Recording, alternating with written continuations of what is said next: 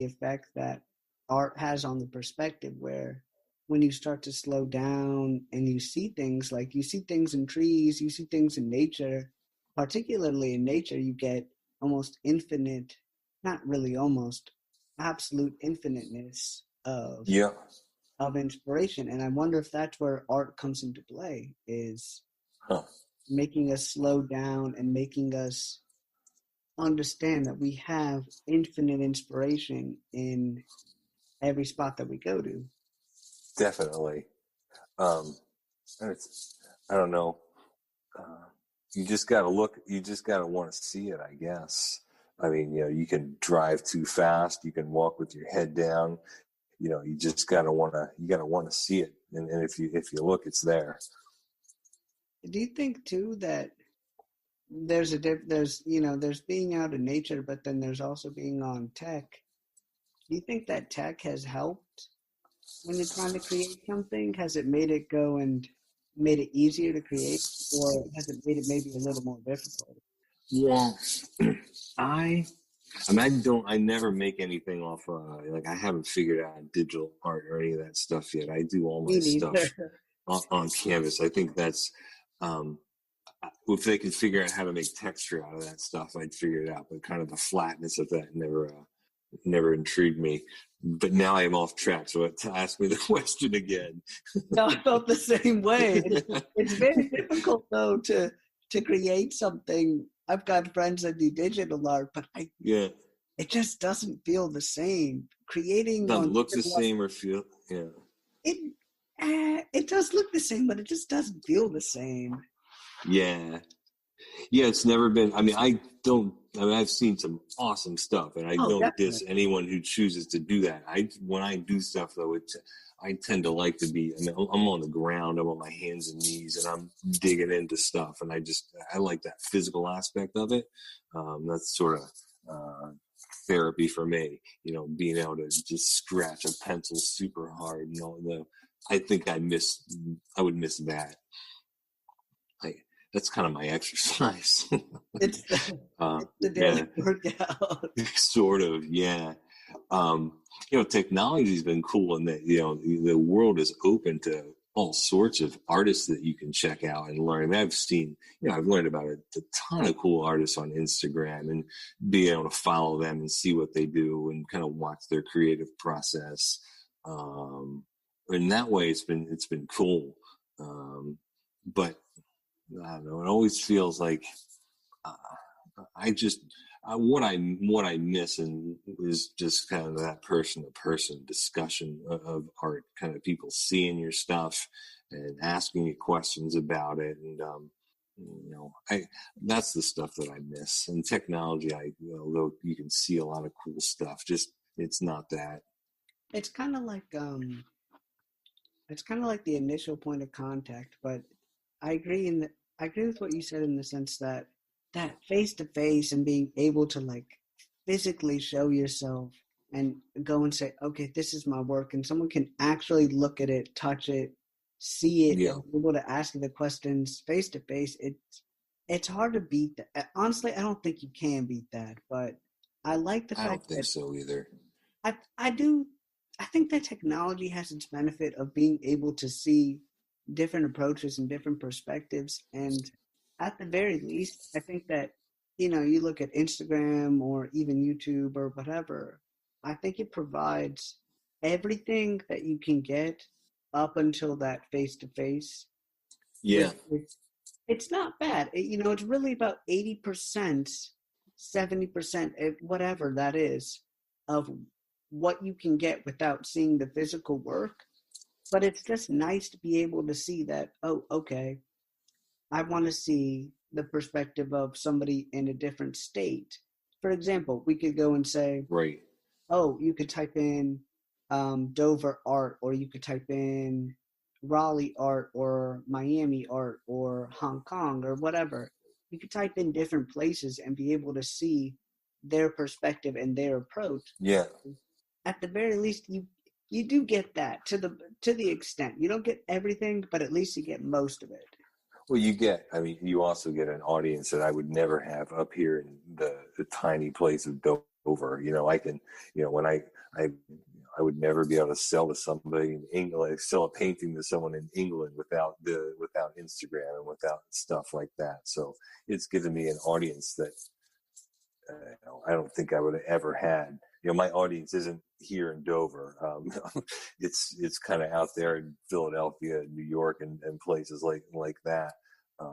So I don't know what I would have, without the use of technology. I would just be, well, I wouldn't have nearly as many followers on Instagram, that's for sure. Yeah. So it's given me access. It's given me access. It's given me an audience. It's given me kind of positive feedback. It's let me know that I'm going in the right direction by the comments that I receive. So all that stuff feels, can feel pretty good. Did your audience just develop from a natural sense, or did you see that as soon as you had started doing, for example, Instagram, was that when you saw that maybe your audience came to you, or did you have kind of a little bit of an audience? I mean, I know being in Dover, I had I think when 2017 is maybe when I started my Instagram account, and it was my mom, my wife, my brother, my sister, and a couple of friends, and I just, it was just that. I mean, because I'd never, before a couple of years ago, I hadn't done things since seventh grade. Like, this was all brand new. There was no art in my family, no art in my background. So I had zero audience, but I just put stuff out every day. I'd come home and I'd paint and paint and paint. And just over the last couple of years, you pick up some momentum here and there. You get featured on a cool site here and there. And over the years, it's just sort of built up. And I'm pretty proud of it, kind of from nothing to where it's at. I mean, it's not an epic, but it's kind of something to look back and see your progress and kind of recognize where you were and kind of where you're going. You can see the things that you did, the first ones you did up until now, and kind of see your progress. This stuff's cool.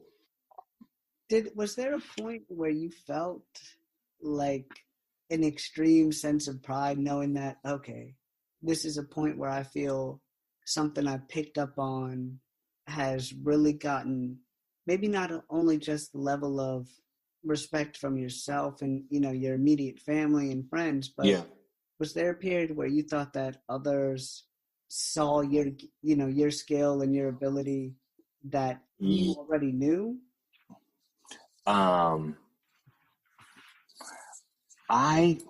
That's a good question. I didn't know if I was good or bad or anything.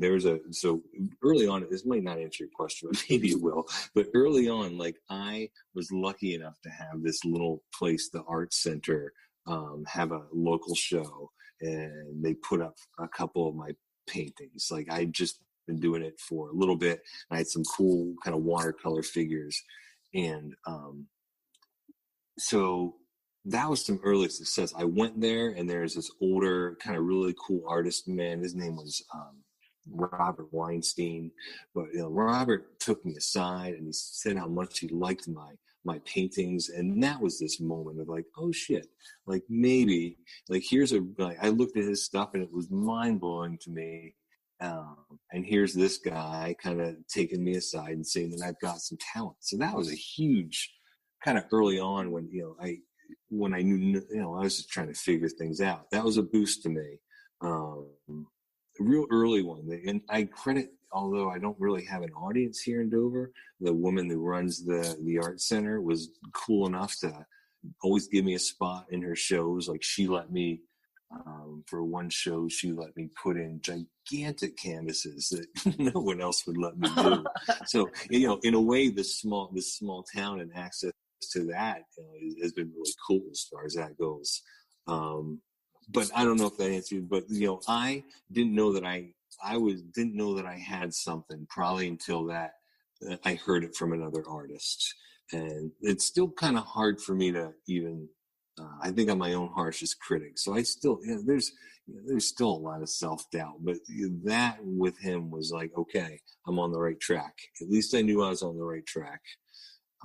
It's something to build off of. So he's the first guy that ever kind of showed me something that made me think I maybe could do something. I think everyone feels the same way.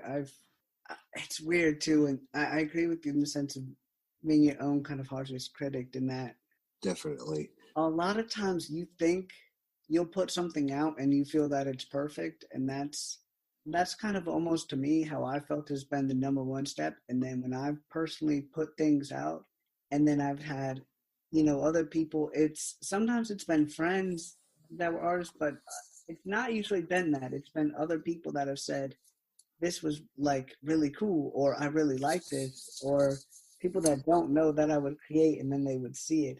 It's the same way in that I feel like with you, where you get that respect, and then especially when you get that respect and you see somebody else creating, and you're like, you're almost an admirer of them, and you're seeing it, and it's like, okay, wow, this is somebody that's been able to do something that I really respect and I admire, and it feels very satisfying to be able to see that. So, to be honest, I agree.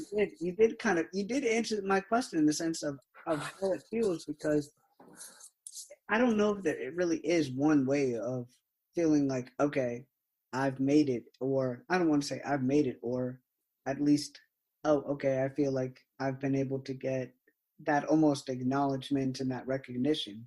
Yeah. Same way you talk about being in Dover, I wonder if that helps too with maybe, okay, it's not a big town or anything, but it's near some pretty big places. It's near what, Boston. 2 It's near hours from Philly. What's it, 2 hours from Portland. Baltimore? Dover. Oh no, I'm up in New Hampshire. So I'm like, this is Dover. I'm in Dover, New Hampshire. I was getting confused. Oh, now I understand your president comment in the beginning. That was what had perplexed me. I was thinking about that, and I was like, oh, let me lean into the Biden college, but I forgot about Dover, New Hampshire. Don't forget about Dover, New Hampshire. What a goof. That's cool. No, I'm up here in the middle of nowhere. No, we're close to Boston. We're like an hour and 15 from Boston. But up here in the great Northeast. You're up in the mountains then at that point. Well, we're close to Dover is what they call the seacoast area. So it's like I get to the beach in 20 minutes, but then the mountains are further up north. So I'm kind of like not too far from the Massachusetts line. It seems like everyone in New Hampshire lives there, because every time I've been there, I've been in Manchester, and I've been in Portsmouth. I'm right next to Portsmouth. I'm a little bit north of Portsmouth, if that gives you some idea. Oh yeah, Portsmouth. And I've driven through through Dover, but I haven't been able to stop there. But New Hampshire, I always really liked. I went there actually as a kid. We would go up to Mount Washington. Yeah. And that was a kind of challenging mountain, actually. Oh man, it's got the record or we used to have the record for the highest winds ever recorded. That's nuts up there. It was tough. Yeah, I'll bet it was. And, it was a type of thing where sometimes you're not anticipating it, and you go up there. And New Hampshire, for a small state, that's why I'm impressed, is New Hampshire for a small state really packs in a lot of things, because mountains, beach, it's got a lot of stuff going for it. Do you think that helps too, being a small state, but then also being so close to, say Boston? Boston's, obviously a really large place and everything. Boston's like 6 million people.